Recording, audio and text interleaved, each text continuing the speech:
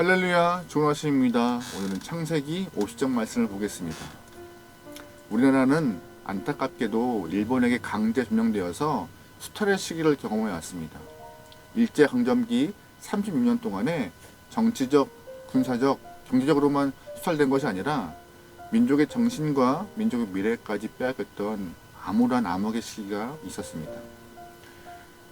일본은 우리에게 신사참배를 통하여서 믿는 자들에게는 믿음의 절개를 꺾게 했고 믿지 않은 영혼들에게는 노예의식을 심어놓았습니다. 게다가 말과 길도 빼앗고 이름도 일본어로 바꾸어서 우리를 일본어화 시키는 일을, 아주 무서운 일을 시도하였죠. 분명 아픈 과거였지만 선조들의 노력과 애씀을 통하여서 다시금 이 나라는 빠르게 성장하였고 회복하였습니다. 하지만 아직 그때의 잔재가 곳곳에 남아있는 것을 보면서 가슴 아파할 때가 있습니다.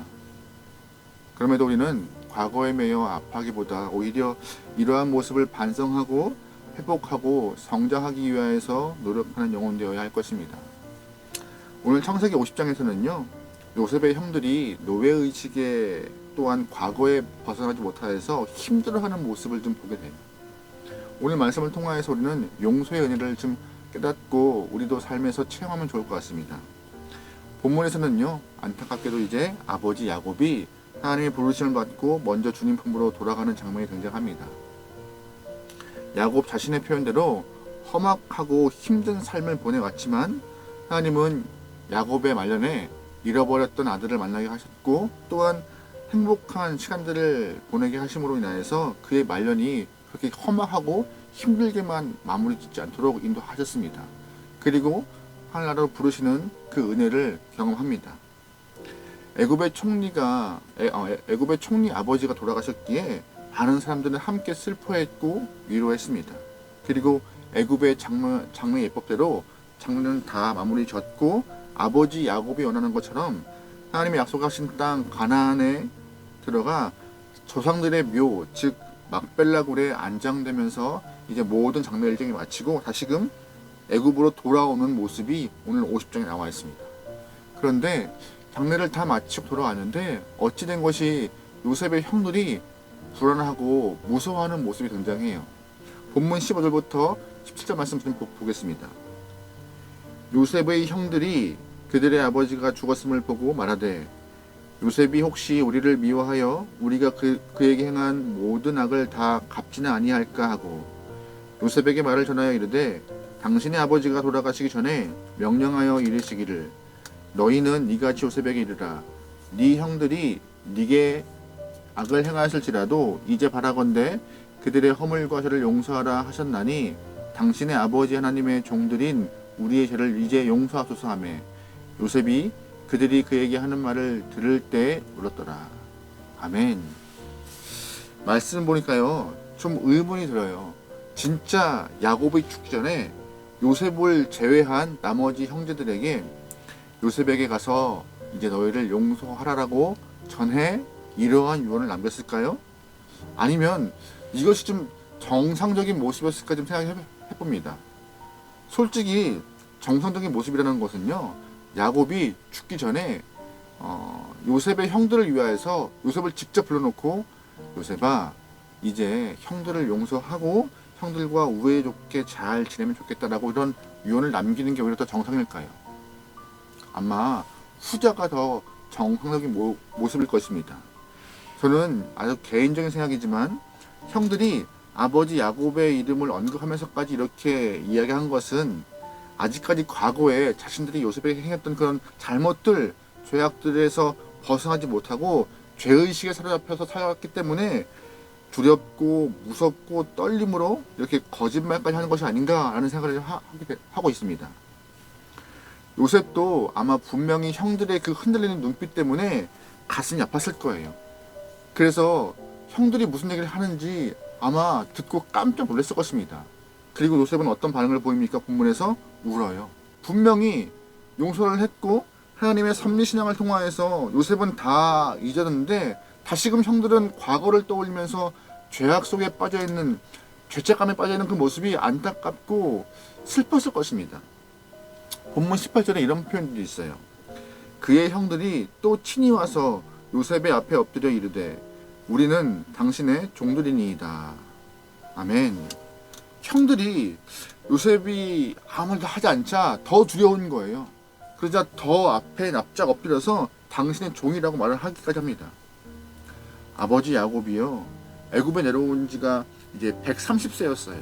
근데 이제 오늘 본문을 보니까는 147세에 돌아가셨거든요. 그러면 17년의 시간 동안에 함께 애굽에 살면서 계속 형들의 마음에는 죄책감과 불안함과 공포가 있던 것이에요. 요셉은 이미 다 용서했고 함께 행복하게 애굽에 살고 있는데 형들은 딴 마음을 품었던 것이죠. 우리는 이 말씀을 보면서 얼마나 죄가 무서운지를 알아야 하는 것입니다. 그 죄책감에 눌린 영혼들이 얼마나 힘든 삶을 살게 되는지를 우리는 잘 알아야 하는 것입니다. 성경은요, 우리에게 분명히 약속하세요. 죄를 고백하고 회개하면 하나님이 용서하시고 다 보지 않으신다고요. 과거의 모습은 잊어버리시고 우리의 삶에 죄로 용서받은 이후의 삶을 좀 기억하신다고 성경은 말하고 있어요.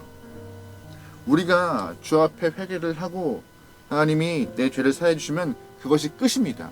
그런데 자꾸 우리는 과거의 잘못들을 다시금 떠올리면서 죄책감에 빠질 필요가 없음에도 그 죄의 과거의 모습에 얽매여서 힘들어하는 모습을 하나님은 원치 않으시는 것이에요. 분명히 예수님은 십자가에서 피를 흘리심으로 우리의 모든 죄값을 치르셨습니다. 하지만 사단마귀는 우리가 누려야 될 회복의 은혜, 용서의 은혜를 다 빼앗아가 버리고 너는 용서받을 만한 영혼이 아니야. 네가 과거에 어떻게 했는데 옛날에 죄를 졌는데 너는 안 돼 하면서 계속 우리를 짓누르고 있는 그런 삶을 우리에게 누리게 하는데요. 우리는 그런 삶을 누리면 안 되는 것이에요. 우리는요, 은혜의 삶을 누려야 하는 것이고 용서의 삶을 누려야 하는 것이고 죄에 대한 자유함을 통하여서 주 앞에 신실한 믿음으로 서가는 그런 행복한 삶을 누려야 하는 것이 하나님의 계획과 뜻입니다. 하지만 계속해서 하단마귀는 우리에게 노예의식, 죄에 대한 식민 상황 같은 걸 계속 심어놓고 우리를 옥죄게 하는 것이 그의 모습인 것이에요. 여러분, 그러기에 우리의 마음이 죄에 얽매이지 않게 소망합니다. 과거의 모습에 얽매이지 않게 소망해요. 오늘 본문에서 요셉은 다시 한번 형들에게 이러한 얘기를 해요. 19절부터 21절 말씀인데요. 요셉이 그들에게 이르되 두려워하지 마소서. 내가 하나님을 대신하리이까. 당신들이 나를 해하려 하였으나 하나님은 그것을 선으로 바꾸사 오늘과 같이 많은 백성의 생명을 구원하게 하시려 하셨나니 당신들은 두려워하지 마소서. 내가 당신들과 당신들의 자녀들을 기르리이다 하고 그들의 간곡한 말로 위로하더라. 무슨 말이에요? 요셉은 끝까지 자신이 여러 가지 일을 당했던 모든 것들은 하나님의 섭리라고요.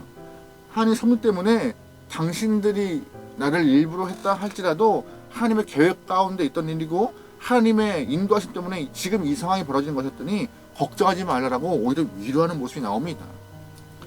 본문에 등장하는 요셉의 형들처럼 과거의 메인분들이 없길 소망하고 죄의 메인분들이 없길 소망합니다.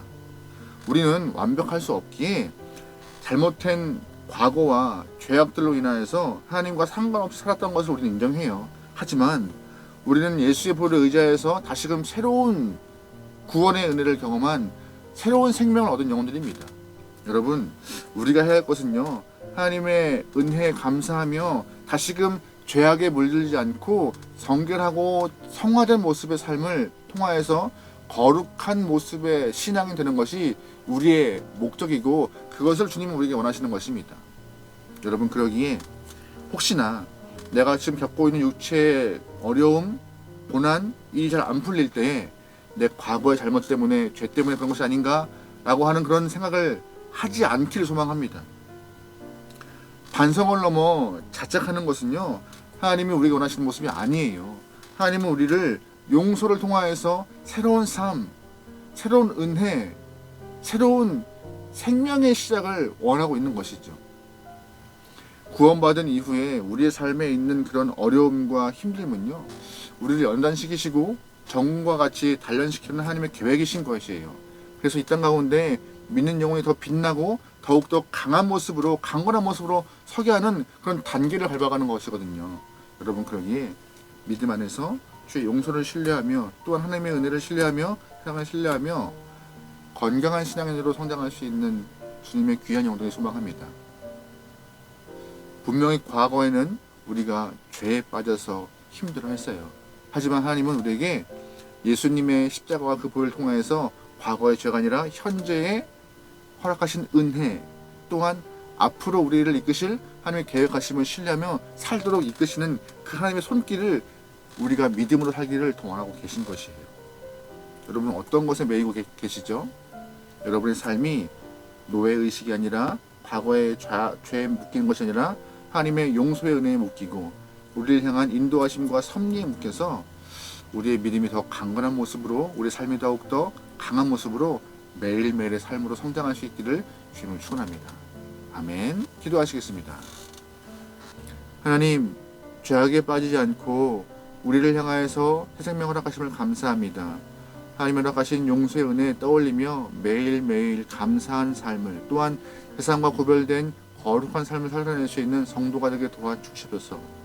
오늘 하루 죄에 묶여서, 또한 삶에 짓눌려서 하나님의 은혜를 잊어버리는 그런 어리석은 영혼이 아니라 우리를 인도하신 주의 손길과 우리를 용서하신 주의 사랑을 향하여서 감사의 고백이 끊이지 않는 귀한 시간 되게 오늘 하루를 이끌어가 주시옵소서. 모든 걸 맡기오며 예수님의 이름으로 기도합니다. 아멘.